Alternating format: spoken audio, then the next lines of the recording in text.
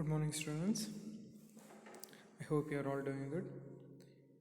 So, I think in our last class we have discussed static RAM and also dynamic RAM in detail. So, when it comes to static RAM, so as the name itself tells, it is something that is static. There is no operation which involves dynamic movement of current electrons. ಯಾವುದೇ ಒಂದು dynamic moment ಇಲ್ಲಿ ನಾವು ನೋಡೋದಕ್ಕೆ ಸಿಗೋದಿಲ್ಲ.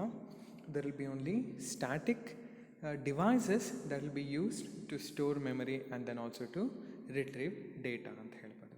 When it comes to such operation, static RAM ಅಲ್ಲಿ ನಾವು ನೋಡೋದಾದ್ರೆ, so as you can see and observe in the diagram, you have basically 6 MOSFET transistors which are basically connected as shown in the below diagram. ಈ ಥರ connect ಮಾಡಿರ್ತಾರೆ.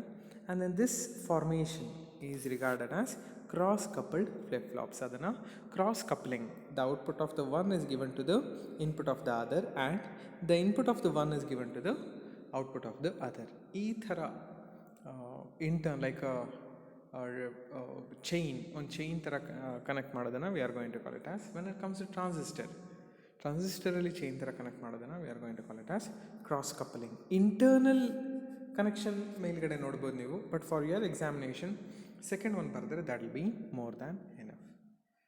So once this particular, if you want to save data, ರ್ಯಾಮಲ್ಲಿ ಡೇಟಾನ save ಮಾಡಬೇಕು ಅಂತ ಹೇಳಿದ್ರೆ, if this cell is selected, ಇದನ್ನು cell ಅಂತ ಕರೀತಾರೆ. A complete design structure is called as cell. Once this cell is selected and you store the data, reading and writing lines ಕಾಣಿಸ್ತಾ ಇದೆ ಇಲ್ಲಿ. BL is regarded as bit line and then WL is regarded as write line. ಎರಡೂ line ಕೂಡ read ಮಾಡೋದಕ್ಕೆ use ಮಾಡ್ತೀವಿ. and then also to write it, reading and writing signals. Save and retrieve data ಅಂತ ಕೂಡ ಕರಿಬೋದು. Reading ಅಂತ ಹೇಳಿದರೆ ರಿಟ್ರೀವಿಂಗ್ data ಅಂದರೆ ತಗೊಳ್ಳೋದು, ರೈಟ್ ಅಂತ ಹೇಳಿದರೆ you can call it as saving data. So these are all the details that you have to remember when it comes to static RAM.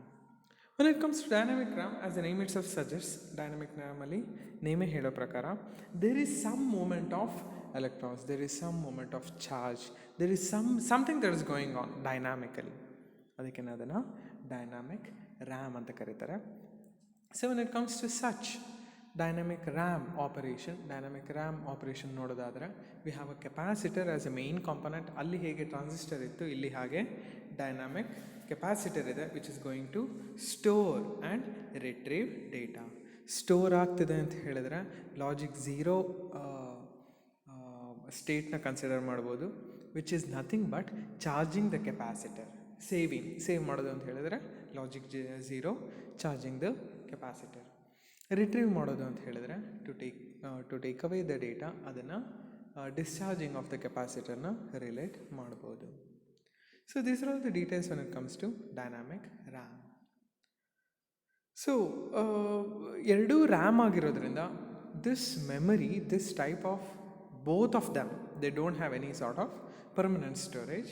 ಹಾಗಾಗಿ they will what you can say delete the data once the power is switched off.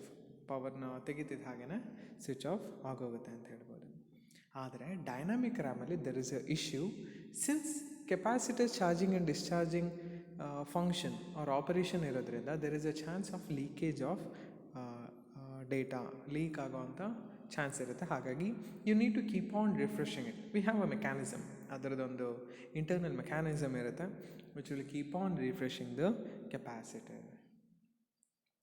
But observe ಮಾಡೋದಾದರೆ we have many differences. ಅದನ್ನೆಲ್ಲದನ್ನು ಕೂಡ ಡಿಫ್ರೆನ್ಸಸಲ್ಲಿ ಹೇಳ್ತಾ ಬಂದಿದ್ದೀವಿ, ಒಂದೊಂದು ಹಾಗೆ ನೋಡ್ತಾ ಹೋಗೋಣ ಹಾಗೆ. ಸೊ ಐ ಥಿಂಕ್ ಇನ್ನು ಲಾಸ್ಟ್ ಕ್ಲಾಸ್ ನಾವು ಕಂಪ್ಲೀಟ್ ಮಾಡಿದ್ವಿ ಅಂತ ಅಂದ್ಕೊಳ್ತೀನಿ. ಅಂಟಿಲ್ ಡೈನಾಮಿಕ್ ರ್ಯಾಮ್ ಕಂಪ್ಯಾರಿಸನ್ ಆಗಿರಲಿಲ್ಲ. So we shall see what are the other details.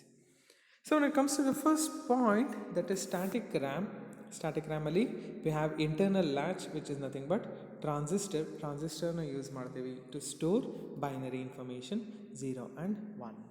0 ಮತ್ತು 1ನ ಸ್ಟೋರ್ ಮಾಡೋದಕ್ಕೆ we make use of transistors, or ಅದಕ್ಕೆ ಇನ್ನೊಂದು ಹೆಸರು ಲ್ಯಾಚ್ ಅಂತ ಕೂಡ ಕರೀತಾರೆ. Since it is built inside a chip set, ಅದಕ್ಕೆ ಅದನ್ನು ಇಂಟರ್ನಲ್ ಲ್ಯಾಚ್ ಅಂತ ಕರೀತಾರೆ. So when it comes to dynamic RAM, it is the opposite thing. ಅಲ್ಲಿ ಏನು ಮಾಡ್ತೀವಿ, we are going to make use of capacitors. ಇಲ್ಲಿ ಟ್ರಾನ್ಸಿಸ್ಟರ್ಸ್ನ ಯೂಸ್ ಮಾಡಲ್ಲ, ಇಲ್ಲಿ ಕೆಪಾಸಿಟರ್ಸ್ನ ಯೂಸ್ ಮಾಡ್ತೀವಿ to store the same binary information 0 and 1. So ಹಾಗೆ ನೋಡೋದಾದ್ರೆ when it comes to static RAM, information will be stored as long as power is on. Once it is off, the information will get disappeared or deleted. Delete ಆಗೋಗುತ್ತೆ ಯಾವಾಗ, once the power is switched off. When it comes to dynamic RAM, since I said ಅಲ್ಲೊಂದು leakage problem ಇರೋದ್ರಿಂದ we have to keep on leakage ಆದಾಗ ಏನಾಗುತ್ತೆ, automatically data will be getting deleted. Leakage ಆಗ್ತಿದೆ ಅಂತ ಹೇಳಿದ್ರೆ there will be no storing of data. So ಹಾಗಾಗಿ data it will get periodically deleted. So ಅದಕ್ಕೆ ಅದನ್ನು we have to keep on refreshing it. We have to keep on refreshing the capacitor. So ಹಾಗೆ ನೋಡೋದಾದರೆ it is having shorter read and write cycles. For example, ಒಂದೇ ಸೈಕಲಲ್ಲಿ both reading as well as writing ಮಾಡೋವಂಥ capacity static ರ್ಯಾಮ್ಗೆ ಇರುತ್ತೆ. Versus dynamic RAM will take 2 cycle for reading and writing. ಯಾಕೆ ಹೇಳಿ, charging as well as discharging. ಆದರೆ ಇದರಲ್ಲಿ ಆ ಥರದ್ದು ಯಾವುದೋ ಫಂಕ್ಷನ್ ಇಲ್ವಲ್ಲ. ಸೊ ಡೈರೆಕ್ಟಾಗಿ ಲಾಜಿಕ್ ಸ್ಟೇಟ್ಸ್ನ ಟ್ರಾನ್ಸಿಸ್ಟರ್ ಸೇವ್ ಮಾಡೋಂಥ ಕೆಪಾಸಿಟಿ ಇರೋದ್ರಿಂದ automatically it will save 0 and 1 depending on the operations that it is having. One machine cycle alli it can save both, or it can both read and write, whereas one machine cycle alli dynamic RAM cannot read and write, hence it can or it will take more machine cycle, probably 2 machine cycle anta helbodu. See, the size is more typical agi general agi helodadre static RAM neeve nodabodu, diagram alle nodabodu, it is having it requires lot of space, it is having more number of components, it is not so much simple design anta helbodu. Whereas when it comes to dynamic RAM, it is very simple in design. ಒಂದೇ transistor, ಒಂದೇ capacitor. So ಅದೊಂದು point ಹೇಳ್ತಾರೆ. It consumes more space and also components ಜಾಸ್ತಿ ಇರೋದ್ರಿಂದ power consumed in static RAM is more compared to dynamic RAM. So ಎರಡರದ್ದು advantages ಇದೆ, ಎರಡರದ್ದು ಕೂಡ ಡಿಸ್ಅಡ್ವಾಂಟೇಜಸ್ ಇದೆ. So depending on our application we can have any of them when it comes to ಆಪರೇಷನಲ್ಲಿ. So ನಾನೇ ನಿಮಗೆ ಸ್ಪೆಸಿಫಿಕ್ಕಾಗಿ ಹೇಳಬೇಕು ಅಂತ ಹೇಳಿದ್ರೆ, ಎರಡೂ ಥರ ಮೆಮರಿ ಎಲ್ಲ ಕಂಪ್ಯೂಟರ್ಸಲ್ಲೂ ಇದ್ದೇ ಇರುತ್ತೆ. ಐದರ್ ಇಟ್ಸ್ ಡೈನಾಮಿಕ್ ರ್ಯಾಮ್ DDR3 ಅಂತೆಲ್ಲ ಕೇಳಿರ್ಬೋದು. ಹಾಗೆ ಸ್ಟ್ಯಾಟಿಕ್ ರ್ಯಾಮ್ ಕೂಡ ಇರುತ್ತೆ, ಬಟ್ ಅದು ಸ್ಪೆಸಿಫಿಕೇಶನ್ ಯೂಸ್ ಮಾಡಲ್ಲ. It will be present in chipset, ಒಂದು ಮೆಮರಿ ಚಿಪ್ಸೆಟ್ಟಲ್ಲಿ ಇದ್ದೇ ಇರುತ್ತೆ. ಸೊ ಇದಾದಮೇಲೆ we have other categories of memory. I think ಆ ಕ್ಲಾಸಿಫಿಕೇಷನಲ್ಲಿ ನೋಡ್ಬೋದು ನಾವು, ನಾನು ತೋರಿಸ್ತೀನಿ. ಸೊ ಯಾವುದ್ಯಾವುದಿದೆ ಅದರ್ ಮೆಮರಿ ಅಂತ ಬಂದಾಗ, you have non volatile memory,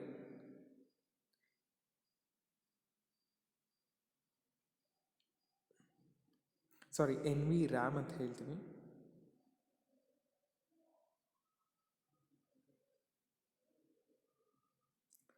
RAM, static RAM, dynamic RAM. I think probably that is left out. ಇಲ್ಲೇ ತೋರಿಸ್ತಿರ್ತೀನಿ ಅದನ್ನು. So you have another type of memory that is NVRAM, non volatile RAM ಅಂತ ಕರೀತಾರೆ. It's a type of RAM again, ಹೌದಾ. And then you also have cache memory. Cache memory ಒಂದು ನಿಮ್ಮ ಸಿಲೆಬಸಲ್ಲಿದೆ. Non volatile RAM ಇದೆ, cache memory ಇದೆ. And then you have other auxiliary memories such as hard disk, floppy disk, compact disk, digital versatile or DVD ಅಂತ ಕರಿತೀವಿ ನಾವು. And then also flash drive. ಇದರೆಲ್ಲದರ explanation ಇದೆ, ಹಾಗೆ ಒಂದೊಂದೇ ನೋಡ್ತಾ ಹೋಗೋಣ. So when it comes to non-volatile or NVRAM, it's a very simple device. So it is same as your RAM, normal RAM, ಆದರೆ it is equipped with a battery for backup. Backup ಏನಾರು ಮಾಡಬೇಕು ಅಂತ ಹೇಳಿದ್ರೆ ಒಂದು cell use ಮಾಡ್ತೀವಿ, which is a battery. Say whenever there is a power failure ಆದರೂ ಕೂಡ ಇಲ್ಲಿ ಡಿಲೀಟ್ ಆಗೋದಿಲ್ಲ until and unless you refresh the operation refresh ಮಾಡೋವರೆಗೂ it won't get deleted. So that's the advantage when it comes to non-volatile RAM.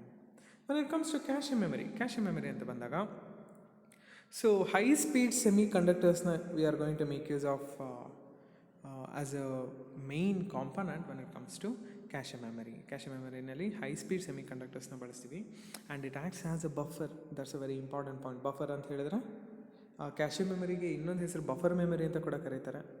So buffer is something that saves either 1 or 0 same as your flip flop, but very for a short period, ತುಂಬ short ಪೀರಿಯಡಲ್ಲಿವರೆಗೂ save ಮಾಡುತ್ತೆ. After that it is going to delete it. ಅದನ್ನು buffer ಅಂತ ಕರೀತಾರೆ. So between C P U and memory intermediate ಡೇಟಾನೆಲ್ಲ save ಮಾಡೋದಕ್ಕೆ we have a memory called as cache memory. So basically it holds a part of a program ಅಂತ ಹೇಳ್ತಾರೆ. ನಾನೇ ಹೇಳ್ತೀನಿ intermediate results ಅಂತ ಹೇಳ್ಬೋದು. A part of a program and data which are most frequently used. ಈಗ ಯಾವುದೋ ಒಂದು addition, subtraction, ಅದು ರಿಸಲ್ಟ್ ತುಂಬ ಕಡೆ ಬಳಸ್ತಾನೆ ಇರ್ತೀವಿ. a² + b² ಅಂತ ಅನ್ಕೊಳ್ಳೋಣ, ಯಾವುದೋ ಕಾಂಪ್ಲೆಕ್ಸ್ ಆಲ್ಜಿಬ್ರಾಯಿಕ್ ಎಕ್ಸ್ಪ್ರೆಷನ್ ಇದೆ.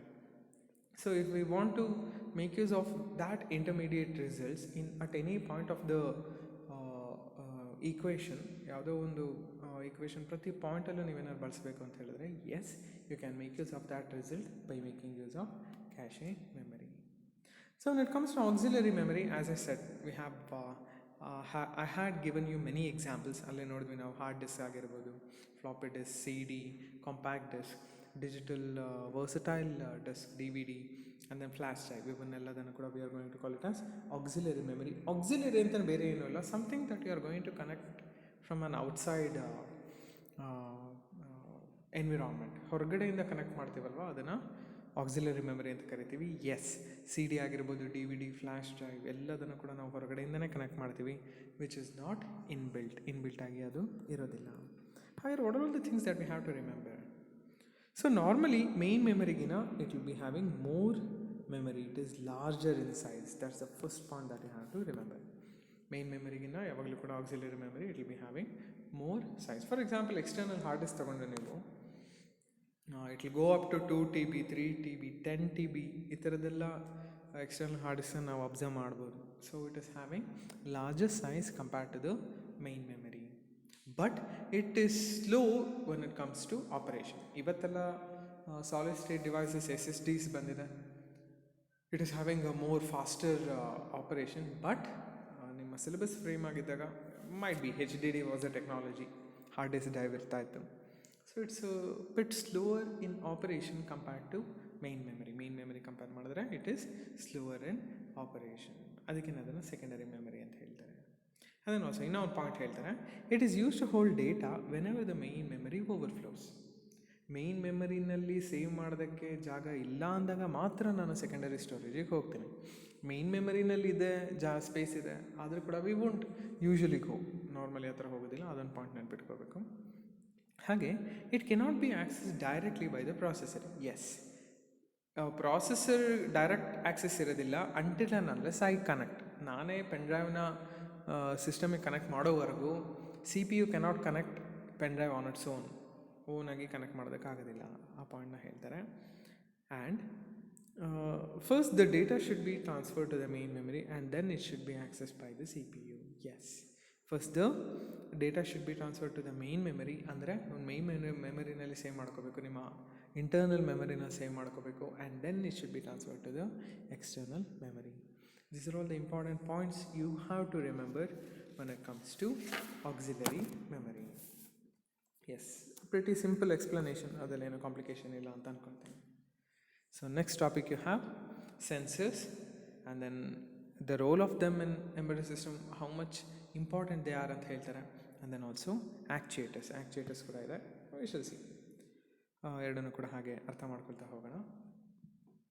So when it comes to sensors, apart from the explanation, ನಾನು ಪ್ರತಿ ಕ್ಲಾಸಲ್ಲೂ ನಿಮ್ಗೆ ಹೇಳ್ತಾನೆ ಇದ್ದೆ, ಈ ಎಕ್ಸ್ಪ್ಲನೇಷನ್ ಬಿಟ್ಟರೂ ಕೂಡ to write it on your own.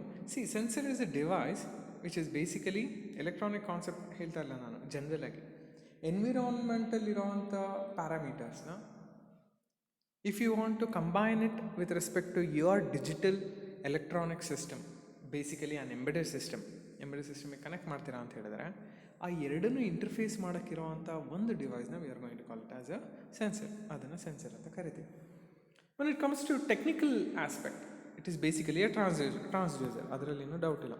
It is basically a transducer which converts one form of energy into another form. Yes, ಟೆಂಪ್ರೇಚರ್ನ digital ಫಾರ್ಮಿಗೆ ಕನ್ವರ್ಟ್, ಅನಲಾಗಿಂದ ಡಿಜಿಟಲ್ ಆಗಿರ್ಬೋದು, ಡಿಜಿಟಲ್ ಟು ಅನಲಾಗ್ ಆಗಿರ್ಬೋದು.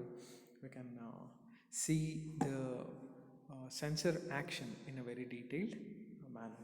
And then basically it's an input device. Yes, even it is pretty evident. ಅದನ್ನು ಎಲ್ಲ ಆಸ್ಪೆಕ್ಟ್ಸಲ್ಲೂ ಹೇಳ್ತಾನೆ ಇದ್ದೆ ನಾನು. Yes, sensor is a input device. So what is the role of this sensor in the embedded system? ಒಂದೊಂದೇ point ಹಾಗೆ ಹೇಳ್ತಾ ಹೋಗ್ತಾರೆ. Everything is general, ಎಲ್ಲದೂ ಕೂಡ ಜನರಲ್ ಆಗೇ ಇದೆ. ಎಲ್ಲ even in your ARM controller we have studied the same thing. ಇಲ್ಲೂ ಕೂಡ ಅದೇ ಥರ ಅರ್ಥ ಮಾಡ್ಕೊಂಡು ಬರೆದ್ರೆ that will be more than just general. So basically first point ಹೇಳ್ತಾರೆ, sensors constantly interact with the real world outside and the controlling and monitoring is achieved by the embedded system. Sensor ಕೆಲಸ ಇಷ್ಟೇ, ಹೊರಗಡೆ ಜಗತ್ತಿನ ಜೊತೆ interact ಮಾಡಿ ಒಂದು ವ್ಯಾಲ್ಯೂನ ಕೊಡೋ ಅಂಥ ಕೆಲಸನ ಸೆನ್ಸರ್ ನೋಡ್ಕೊಳ್ಳುತ್ತೆ. ಮಿಕ್ಕಿದೆಲ್ಲ ಕಂಟ್ರೋಲಿಂಗ್ ಮಾನಿಟರಿಂಗ್ ಆ್ಯಕ್ಷನ್ನ ಎಂಬೆಡೆಡ್ ಸಿಸ್ಟಮ್ ಮಾಡುತ್ತೆ, depending on the value that is provided by the sensor. Sensor value ಮೇಲೆ you can or your embedded system will decide what to do next ಏನು ಮಾಡಬೇಕು ಅಂತ ಹೇಳಿ it will decide, and then it will continue its operation depending on the desired operation that you are expecting ಅಂತ ಹೇಳ್ಬೋದು. ಹಾಗೆ second point ಹೇಳ್ತಾರೆ, the changes that is made in the physical environment is recorded by sensor connected at input port of embedded system. These changes are captured and processed inside system processor. ಇವಾಗ first point ನಾವೇನು ಬರೆದ್ವಿ, interacting with the outside world, ಅದನ್ನು technically ಹೇಳ್ತಾ ಇದ್ದಾರೆ. Input port ಹತ್ರ connect ಮಾಡಿರ್ತೀವಿ ನಾವು embedded system input port ಹತ್ರ ಸೆನ್ಸರ್ನ. So what it will do is it will give it as an input to the embedded system. So embedded system ಏನು ಮಾಡುತ್ತೆ, it will process it inside. So ಅದನ್ನು we can just observe when it comes to sensor ಅಂತ ಹೇಳ್ಬೋದು. And then how your embedded system will interact, ಅದನ್ನು next ಪಾಯಿಂಟಲ್ಲಿ ಹೇಳ್ತಾರೆ. The action is taken in accordance to the software program written. ನಾವೇ ಬರೆದಿರೋವಂಥ software program ಪ್ರಕಾರ that action will be process, that action will be done. So best example is on E C G ಏನು ಮಾಡುತ್ತೆ, ಒಬ್ಬ patient ಇಲ್ಲಿ ಬರೆದಿರೋವಂಥ explanation ಬಿಟ್ಟು ಹೇಳ್ತೀನಿ. ಒಬ್ಬ ಪೇಷಂಟಿಗೆ ಎಲ್ಲ ಬಾಡಿ ಪಾರ್ಟ್ಸಲ್ಲಿ ಎಲ್ಲೆಲ್ಲಿ ನರ್ವ್ ಎಂಡಿಂಗ್ಸ್ ಇರುತ್ತೆ ಅಲ್ಲೆಲ್ಲ ಕಡೆ ನಾನು will make use of a ಸೆನ್ಸರ್ನ ಕನೆಕ್ಟ್ ಮಾಡ್ತೀವಿ. ಸೊ ಇ ಸಿ ಜಿ ಏನು ಮಾಡುತ್ತೆ, electrocardiogram which is something that is related to heart beat, ನಿಮಗೆ ಗೊತ್ತದು. ಸೊ ಹಾರ್ಟ್ ಬೀಟ್ನ ನರ್ವ್ ಎಂಡಿಂಗ್ಸಲ್ಲಿ ಏನು ಬ್ಲಡ್ ಏನು ಪಂಪ್ ಆಗ್ತಿರುತ್ತೆ, it tries to monitor or it will take that input, that blood pumping input, ಆ ಹಾರ್ಟ್ ಬೀಟ್ ಪಂಪಿಂಗ್ ಇನ್ಪುಟ್ನ heart beat timing ಆಗಿ it will provide it as a value. ನೀವು ನೋಡಿರ್ಬೋದು ಇ ಸಿ ಜಿನಲ್ಲಿ ಒಂದು heart beat ಬಂದಾಗೆಲ್ಲ ಒಂದು high amplified signal ಹೋಗುತ್ತೆ, heart beat ಇಲ್ದೆಲ್ಲ ಇದ್ದಾಗ it will be a shorter wave. So ಇದನ್ನೆಲ್ಲ ನಾವು ಮಾಮೂಲಿ ರೆಗ್ಯುಲರಾಗಿ on regular basis will be watching them in any movies ಆಗಿರ್ಬೋದು, ಟಿ ವಿನಲ್ಲಿ ತೋರಿಸ್ತಾನೆ ಇರ್ತಾರೆ. And then even in realistic in day to day life also ನಾವು if we have any patient, ಯಾರ ಮನೇಲಿ ಯಾರು ಇದ್ದರೆ ಅದನ್ನೆಲ್ಲ ಅಬ್ಸರ್ವ್ ಮಾಡಿದ್ದೀವಿ. So that's a best example. So sensors ಏನು ಕನೆಕ್ಟ್ ಮಾಡಿರ್ತಾರೆ ಪೇಷಂಟ್ ಬಾಡಿಗೆ, ಸೊ ಆ sensors they will provide an input to the E C G machine. So that E C G machine will try to, E C G machine heart ಬೀಟ್ನ change ಮಾಡಲ್ಲ, ಆದರೆ ಅವ್ನ heart beat ಏನಿದೆ ಅದನ್ನು display ಮಾಡ್ತಾ ಹೋಗುತ್ತೆ. ಹಾಗಾದರೆ ಏರ್ ಕಂಡೀಷ್ನಿಂಗ್ ಸೆನ್ಸರ್ ಎಕ್ಸಾಂಪಲ್ನ ಕೂಡ ನಾವು ತೊಗೋಬೋದು. ಏರ್ ಕಂಡೀಷ್ನಿಂಗ್ ಅಲ್ಲಿ ಏನಾಗುತ್ತೆ, so there will be thermistor which will see what is the room temperature.